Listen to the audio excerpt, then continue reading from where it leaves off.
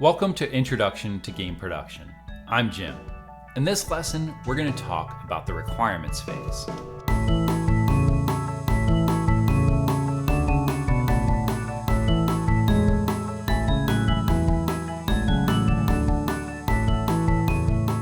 So in the requirements phase, we want to talk about what do we need.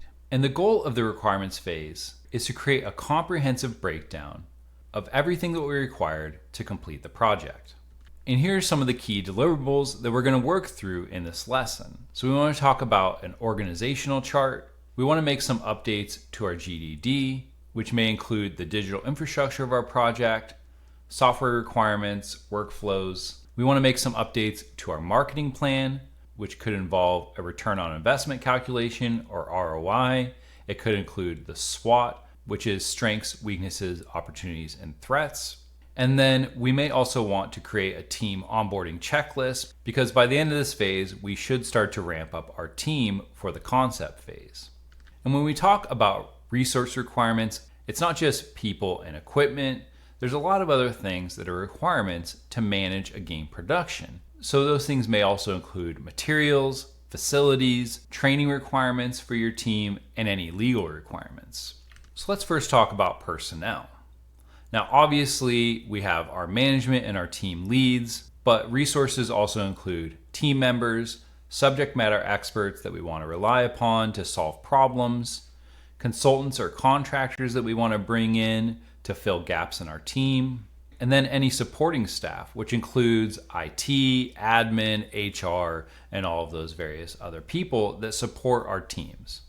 Now, every project is going to have its own unique team structure, but I wanted to provide a general overview of how game production teams are usually broken down so that you can start to think about some of the things that you may need to fill the gaps in your team.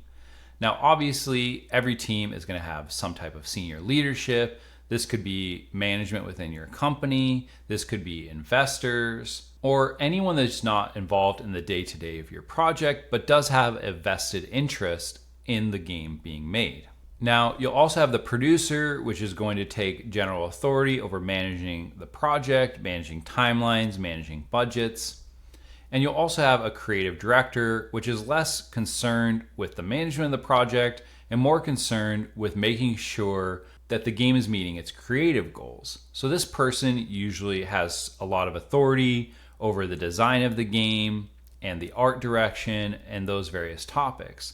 And usually the creative director and the producer are going to work hand in hand to make sure that the game is meeting the goals without going over scope or over budget. Then you'll have various teams on your project, and each of these teams is probably going to have a team lead or some expert for each of those teams. You'll typically have programming teams, art teams, design teams, a QA team, an audio team, and then maybe even a marketing team. Now, like I said, each team is going to be a little bit different. So based upon the budget for your game, you may have to combine some of these roles. You may have people wearing multiple hats, or you may have a project that's so large that you can even get a little bit more granular with some of these positions. But the idea is to understand what the team requirements are and make sure that you have the right positions in place to meet the goals of your project.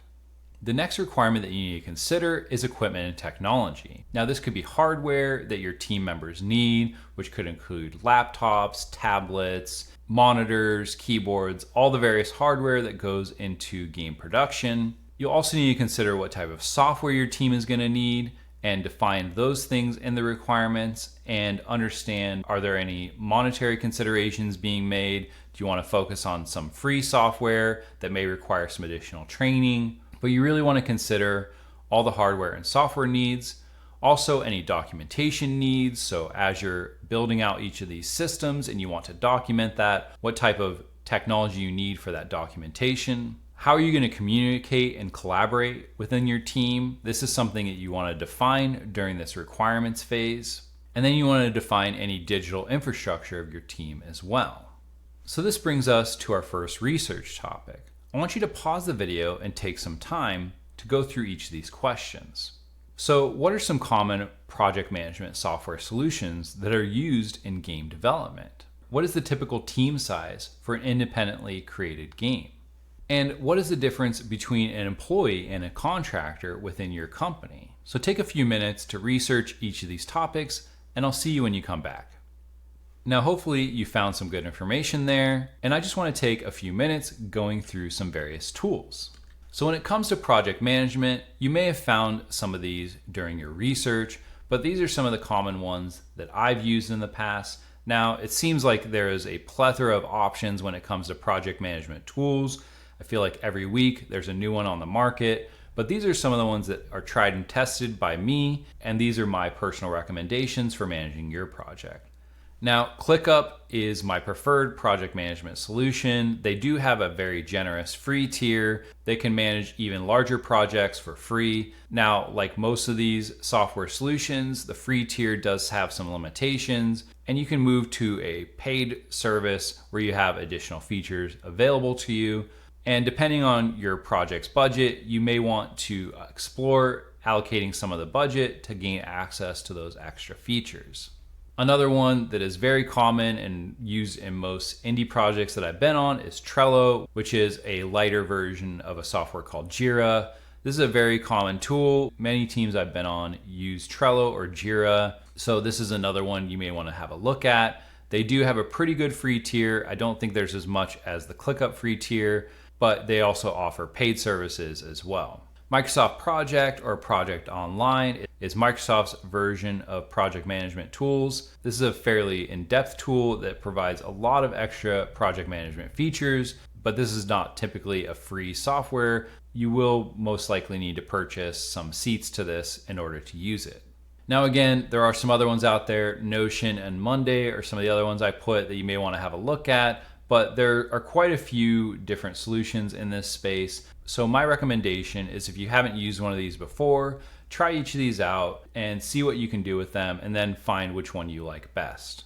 Now, communication is a key part of project management and production. So there are some various tools that you can use for communication.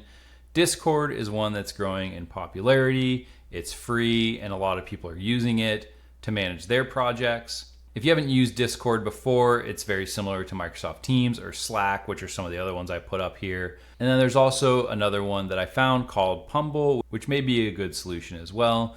So my recommendation is if you're not familiar with these, go do a little bit of research, try each of these out and see which one you like best for managing your projects. And if you're not familiar with programming, then you may not be aware of source control, but this is something that you will need from a technology standpoint to manage the project's repository. And these are just a few of the solutions that are available. So there is Git, which GitHub, GitLab, all of those fall into that bucket. This is a very common source control solution that is used by many teams, and a lot of these do have a free tier as well. Perforce is a source control tool that's made specifically for game dev, and it is free for smaller teams. They allow up to 5 seats for free, which means if your team is less than 5 people, Perforce may be a good solution for you. After that, though, you do have to pay for the seats. So for larger teams, this might not be the right solution. And Diversion is another newer source control tool that I've seen gaining popularity. This is again one that's made specifically for game production, and they do have a little bit more generous free tier, but one of the things I like about Diversion is that you can add or remove requirements based upon the number of seats that are required. So if the team is growing or contracting, you can update your subscription based upon the needs of the project. So again, I recommend taking a little bit of time, research each of these, and you may want to lean on your programming lead to determine which one is the best for your project.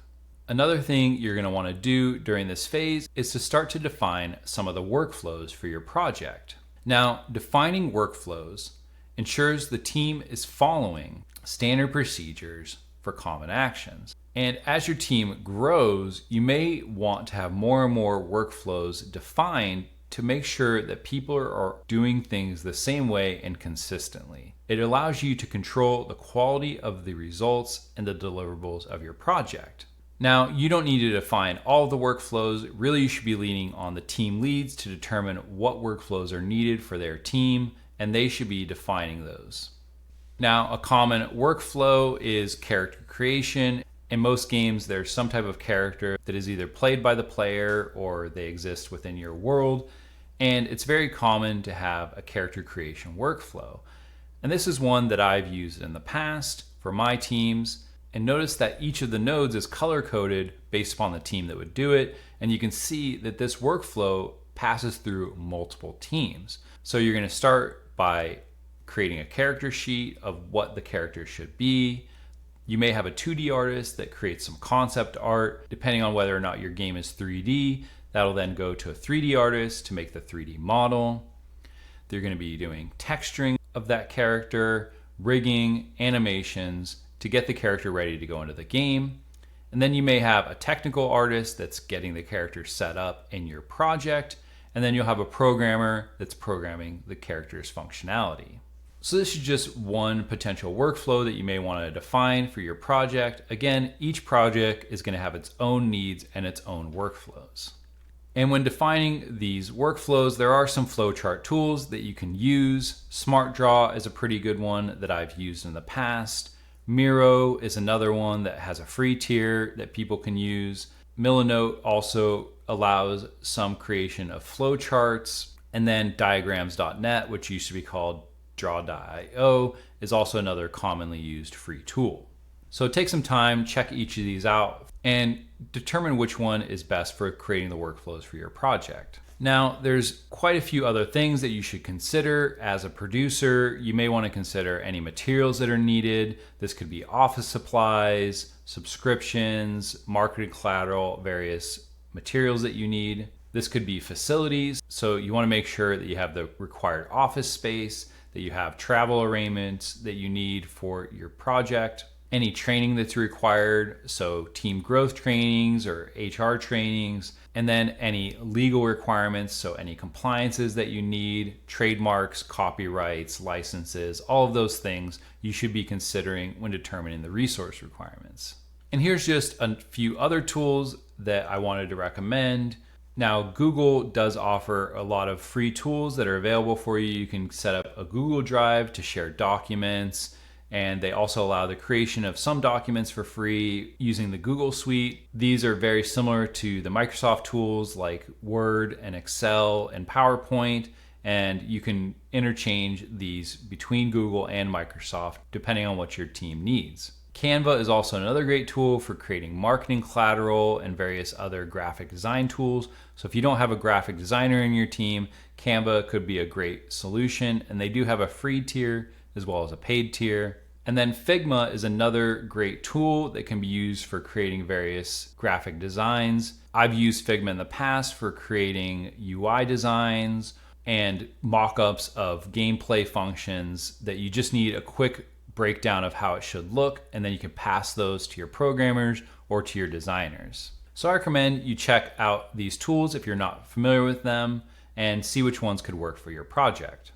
Now, once you have all those things, it's time to put it all together and define the project budget. Now, the budget may have been defined for you during the planning phase, and then you need to work within the constraints of that budget, or depending on how your project is set up, you may be trying to use the requirements phase to define the budget. So the team during the planning phase may have said, we like this game, we want to make it, but what's it going to cost? So you could do that during the requirements phase where you are defining the cost of all these various things. So you need to consider personnel hours, which includes contractors, material needs, capital expenses, which could be any large purchases that you need to make for your game, travel expenses, launch expenses. So what is required to launch your game and make sure that you have the budget for that, which could also include traveling to trade shows and various things to market your game. Any licenses that are required for your game need to be worked into the budget, and then having a set aside amount for marketing so that they can work within the constraints of their budget to market the game. So at this time, I'd like you to pause the video and work on some of these deliverables. So I'd like you to define the organizational chart for your project, define all the various team members that are going to be required, which ones you have, which are positions you need to fill. I'd like you to update the GDD with some of the various things that we discussed throughout this lesson. Also make some updates to your marketing plan, which should now have a little bit more information that you can put into there. And then start to work on a team onboarding checklist, because at the end of this phase, you may start to bring in more people and you want to make sure that you have a checklist of all the things that are needed for each of the team members that you're adding to the project. So take a few minutes, pause the video, and I'll see you when you come back. So now that we have all of that, it's time to move to our phase review meeting. So in this meeting, we want to review the phase deliverables, make sure that we had everything that we defined at the start of this phase. We want to review the timeline again and ensure we have the resources that are required to commit to the original timeline. Now that we have the budget and we understand some of the monetization that we're going to be doing, we want to determine, will there be a return on the investment? So financially speaking, is this game viable, and do we see us making back the money that we invested into it, or will we even return a profit on it? We want to make sure that we have the resources required, and if not, that we start to fill some of those positions. And at the end of the phase, we're going to make the determination, should we stop the project? Should we wait until we have some additional resources that we need or additional budget, or are we ready to proceed to the next phase? In the next video, we're going to talk about the concept phase, which is where we start to build out the game that we want to make. So I hope to see you in the next lesson, and thanks for watching.